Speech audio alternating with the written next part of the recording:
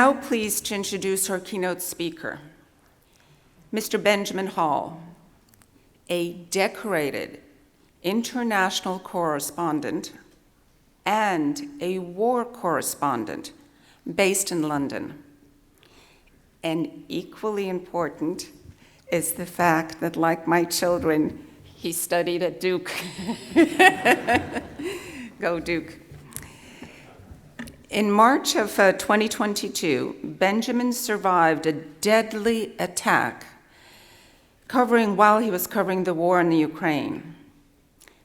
2 of his colleagues were killed in front of him. The brave and talented longtime war photojournalist Pierre Zakrzewski and the young patriotic Ukrainian journalist Alexandra Sasha Kuvishinova also perished. Benjamin sustained life-threatening injuries and miraculously, with the help of many, was able to survive and come back home. Because his story is so dramatic and inspiring, we encourage you to read his most recent book, Saved: A War Reporter's Mission to Make It Home, which details his ground-level view of the war in Ukraine and the heroic actions that led to his rescue and arduous recovery. Thanks to the generosity of the Fund for American Studies, copies of this book will be gifted to our graduating class.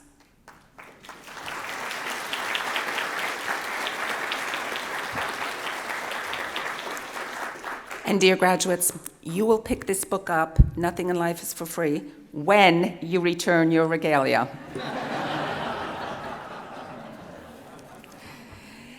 So Benjamin Hall has truly had an incredible career.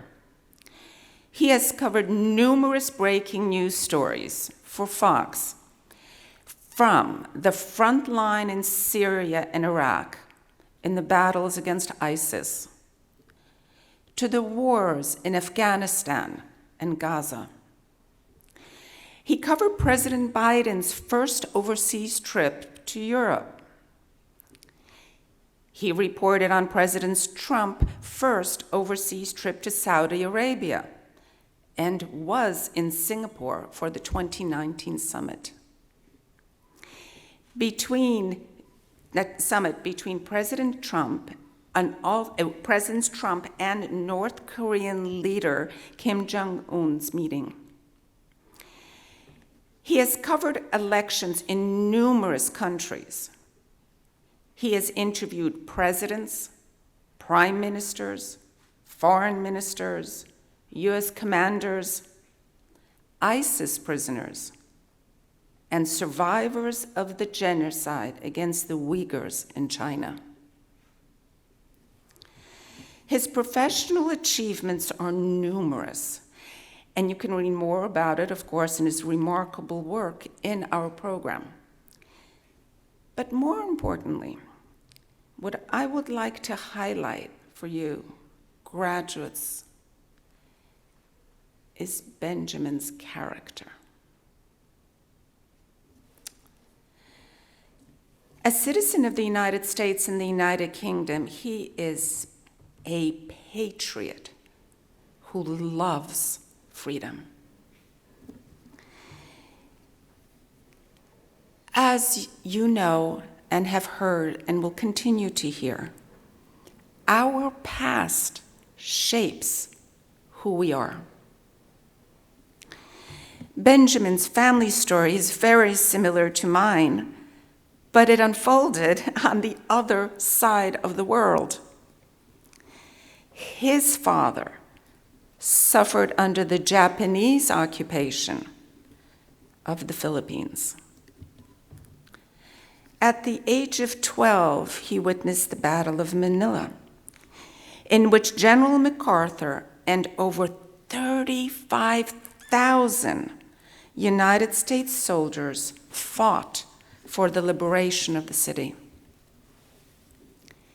His father, mother, grandmother, aunt, and uncles became the victims of Japanese atrocities. And Benjamin's father had to make a run through the battle to safety with the American soldiers. His father always remained grateful to the United States military and later joined the U.S. Army himself. Benjamin grew up hearing these stories.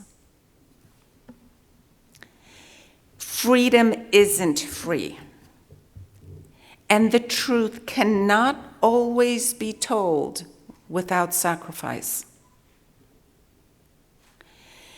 Benjamin has risked his life many, many, many times to tell the stories of people in war-torn areas, bringing the unthinkable realities to us. He has given up his legs, his eye, his hand. For what? You ask why? For the pursuit of truth. Graduates, I hope you will be inspired by Benjamin Hall, by his dedication to his profession, his ability to develop relationships of trust, his focus on his family, and his commitment to a cause that is greater than himself. Benjamin, we are so proud that you have joined us today to speak to our graduates. So please, at this time, welcome Benjamin Hall.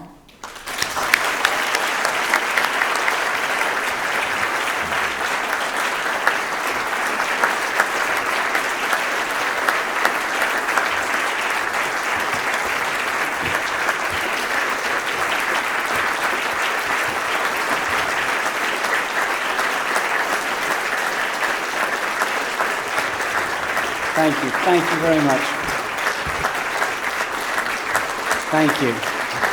Thank you. Today is about you. It's not about me, it's about you. You're the ones who have gone through so much. You're the ones who are here today. You're the ones who have achieved so many great things. You're the ones who have so much ahead of you. I want to thank, first of all, the ambassador. Thank you so much for inviting me here. It's a pleasure, a real pleasure to speak to you today, and I'm honored to do so. I'm grateful that I was asked to speak today. I'm grateful that I'm being trusted to speak today at a moment that is so key to each one of you. And it is key in your life because this is the part of your life where one chapter ends and it is the beginning of a next. It is the beginning of a chapter where you get new freedoms, new responsibilities, new rewards. And there may also be great difficulties ahead. But you must meet both of them in exactly the same way. You are entering a chapter of your life where you get to go and try to change the world, particularly in the fields that you guys have chosen. And you get to go and seek to make it better. You seek to go and make an impact on the world, and there is nothing greater in life than being able to do that. It is a wonderful, wonderful place to be, but that will only happen if you put in the hard work, because none of this comes free, and you know that from the work you've put in so far. That work has to continue, and enjoy it while it comes. I was introduced so well right there that I will skip over my own introduction, but I will talk a little bit about what happened to me in Ukraine. But first of all, when I was preparing for today, I was trying to think what it is that I would say. What message did I want to convey? And I thought back to the speech I was given when I graduated. And first of all, I thought I better not bore you. So that will be my attempt. But secondly, I realized it's not about trying to tell you what to do now you've graduated. You can figure that out. You're incredibly intelligent. You've graduated from a remarkable school. It is instead perhaps a chance to remind you why you should do it and who you should do it for. Because it's not just for you individually. It's for you as a whole. It's for your country. It's for your community. That's what we must live for. That's what we must strive for. I also wish someone had told me as I was getting ready to embark what a great ride I was heading into. How these are your years of adventure. Try new things, experience as much as you can, meet, travel as much as you can, go and explore the world, enjoy every single second of it, and don't waste it. Don't let fear stop you, and you will find a way through. It is only by understanding other people that you can seek to make our own country better, so learn and meet. And it's okay to be driven in life. It's okay to want to be the first one to get that story, the first one to get that interview, to sign a deal. I say that's all right. Go and compete. Be brave about it, because you must make the first moves if you want anything to happen. But compete without greed. Do so with honesty. And don't get so carried away with your work that it takes over. There is more to life, remember, than just your job. You are building a rounded, multi-dimensional life. That's what makes it so amazing. You're at IWP. It's a remarkable school. And that means that to a certain degree, you've already taken the first step. You found your passion, you know what interests you, and you've picked a path, and that's a path that has great significance, will have great impact. And like you, I was the same. I wanted to cover the world, geopolitics, governments, military, conflict resolution. I wanted to see it and breathe it and live it. Now, I chose to go and become a journalist. And by the way, I apologize in advance for how often we will probably bother you. It is a great dance between journalists and the government all the time, but it is one that is essential. So, my career, as the ambassador was saying, took me to many war zones, and each one was very different, but each one in many ways was very similar. And I say similar because other than fear and suffering and tragedy, they were similar because they were all full of bravery, courage, resilience, honor, compassion, generosity. It's not often spoken about, but it's one of the things that surprised me most, that even in war, even in the toughest times, there is more good than there is bad. And that's what you have to focus on. That what you do adds to the good. That what you go out and do, even in the harshest environment, seeks to hold back the bad, and that you live and work in a way that makes us better, makes community better. And in doing so, you add to education, you'll add to freedom, you'll add to fairness, you will protect those who need it. And always make sure you talk to people you agree with and talk to people you disagree with. It is a sad moment right now, I feel, where so many people are so enveloped in their own ideas that they refuse to talk or discuss or debate with those on the other side. Never, ever forget to do that. And look, you're a long way off this, but what you do in your lives, in government, protecting our country, will leave something behind for the next generation, something that is lasting. And you are in the best place to do that. You head into a world that you chose, and so embrace it. Be proud of the position you are in, but again, be humble. Now look, this new chapter of life, it's not easy. I've said there are ups, there are downs. And boy, were there moments in my life where I wondered if I'd made the right decision. Middle of the night, lying on the Syrian border in a small ditch, Syrian Assad troops 20 feet away, holding torches, looking for us, holding my breath, trying not to move. Then crossing a strong river up to our necks in water, pitch black, body armor held high over our heads, again alongside a group of hardened rebel fighters who at the time were wearing nothing but red underpants and carrying AK-47s. And boy, did the question come up, should we be here? Was this the right decision to make? But look, we got through. We went behind enemy lines. We lived in the caves with the rebels, and we told a remarkable story about people standing up in the face of oppression. We recorded Syrian troops for the first time opening fire onto women and children. And that, for me, made it worth it. I remember bartering my sunglasses once to get onto an illegal weapons shipment into Libya, into Misrata, again with some dubious rebels. And that was on the day that Tim Hetherington and Chris Hondras, two journalists, they died that day in the city that we were going to. But still, we decided that we had to go. And that is because you do difficult things, because you have to hope something good will come out of it. That if more people know, someone might help. Perhaps more than anything, it is about the truth. It's about learning more. We should never give up trying to improve, trying to help, trying to let people know what's going on. Many of the careers you're going into will do just that. And that's what we were doing in Ukraine in March 2022. It was our small team with Fox, and we were just outside Kyiv. We were in a small town called Horenka, totally abandoned, totally bombed to the ground, and we had filmed. We'd done a great day recording, and I remember thinking, this is great. We're going to show the people the atrocities, the damage that has been carried out by the Russians.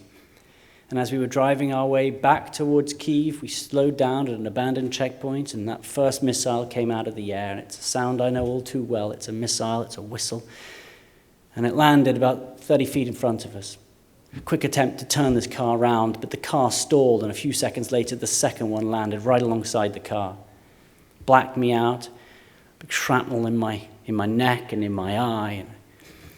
And I was there in that darkness, and I saw my daughter right in front of me, right there. She just said to me, "Daddy, you've got to get out of the car. You've got to get out of the car." And I came back, and I reached for the door of the car. Pierre Cameron had already gotten out, and I grabbed for it, and I took one step out of the car, and then the third bomb hit the car itself. And that threw me away, and I passed out, and I woke up on fire. Leg was gone, my foot was gone, bleeding all over. And so began a 40-minute wait with no cell phone reception to try and figure out how to survive, how to get home. And I thought of one thing. It doesn't matter what situation you're in, you will find a way through, you will get home, you will do whatever it takes. I talked to Pierre for a while, and he passed away alongside me. Great brother of mine, great friend of mine. The other three, there was Sasha and there were two Ukrainians as well driving. They died in the car. But then began this incredible evacuation. And what I say is that one bad thing happened to me, but thousands of good things happened after that. So many people came to help me. And there's one great group called Save Our Allies, and a group of veterans, Medal of Honor winner, Bronze Star winner. They were across the border in Poland, and they set out to find me. Americans trying to find another American who was injured. And they did. They drove day and night right through towards the Russian lines. They found me in a little hospital. And then thanks to the intelligence community, we found out that the Polish Prime Minister was on the first visit to see Zelensky. And if we could break through the lines together, if I could stay alive, the Polish Prime Minister would escort us. And we did that. We went checkpoint to checkpoint, opening up my wounds, no painkillers, in and out. And we finally, with minutes to spare, made it to this train, and we got on that train, and we had 10 hours of ride out. That was a life-changing moment where I had to think about what is it inside us that keeps us going? What do we live for? And at the other end, I knew that American troops were waiting. Pentagon had told us that they can't come in to get me, but if I could make it to Poland, they would take me and take care of me. And there it was, another generation. American troops around the world saving someone who was in trouble. It happened to my father, and he talked about running towards American troops and being lifted up. And there was that moment where I was taken off the train, there was a Black Hawk waiting, and the aircrew came towards me and they grabbed me, and I had this incredible sense that for a second generation, I was being saved by American troops. And I will forever be trying to pay that back. The community came to save me, and you guys are going to be part of that community. And I stand here as someone who was saved by that community. So bear that in mind. You make a real difference, and you will. But I think more than anything, what I've learned most, there is a way through everything. It doesn't matter how bad it may seem, you can beat it. And if there is no clear way out, if there's no easy solution, don't stop trying. Find a way through. And I'm a firm believer now that there is also more strength inside all of us than we know about. I learned that in Ukraine. I learned that on that train ride, that you have the ability to stop, take a breath, calm yourself down in the face of fear, and tell yourself you'll be okay and you can get through it, and you will. And don't delay. Don't put anything off. I spent 7 months in the Brooke Army Medical Center in Texas, being treated by military medicine, and I spent every day trying to get better. And if I walked 3 steps on one day on my new legs, I would walk 4 the next. And I did that for me, I did it for my family, but I did it for those who were reaching out. Those are the people who were willing me on, because I knew they were putting their time, their effort into helping me, and I certainly wasn't going to let them down. When I needed it, again, the community came to support me. I'm wary of speaking of anything that's going on around the world right now, but look, many of you will be faced with very difficult decisions in your careers, and you will be asked to help and find a way through, try to find a solution to impossible circumstances, sometimes when both sides are part at fault, and perhaps both sides are at times right. You will have to decide, how do you judge that? Who do you help? But for me as a journalist, I got to write down both sides of the story. It seemed much easier for me. That's what I get to do. But for you, it will be harder. In government, geopolitics, it's a lot harder. So I would say, remember one thing, as I try to do. Above all, remember that you are there to best serve the people you represent, the people you care about, the people you want to protect. That's what you've got to do. You keep them safe. Now, for me, it was my readers that I represented at work. But for you, that's your neighbors, your citizens, your family members. They're the people you're going to represent. That's the path you've chosen. That's why it's so important. One other thing I wish I'd learned earlier is that not everything happens quickly. That's rarely the case. You must build, you must focus on doing the right things, the best things. You must make contacts, be kind to people, find your community. And don't just think of where you're going. It's not the end goal that counts. Enjoy the ride, enjoy the moment itself. Don't forget that. And I remember in the hardest days in hospital, I would always make a point of thinking about the beautiful things in life. A ray of sunlight, a great piece of music, of my wife. Because giving yourself something positive on those bad days, that lifts you up. Find what that is. Find what lifts you up. And don't fear loss. I stand here, but never once have I thought, I lost a leg, I've got no feet, I see out of one eye. No, I think I've got one leg. I've got one eye. I'm with my family. That's the greatest thing that ever happened to me. I don't think about the loss. I think about what I've still got. So put fear to the side. Think about it, yes. Realize where it is, then don't let it drive you. Understand why you're doing something, and once that decision has been made, go do it. Look fear right in the eye and don't shy away from it. In November, I went back to Ukraine, and I took that same train in that I took out, and I lay in the same place that I laid on the way when I was being evacuated. Why? Because I wanted to show that we might get knocked down, but we will get back up. That the Russians may have tried to stop freedom of speech, they might have tried to stop the truth, but we will keep coming. And that no matter where the bad guys are, we will keep trying to stop them. And I am insistent on that. I will work harder than I used to work because I believe that message is so important. You can't stop us. We're on the right side. You will be on the right side as you set out into your careers. So look at what lies ahead. Look at why you're doing it. Love every bit of it. Go and inspire, go and live, go and enjoy the world. Congratulations, you've done so well. Thank you very much.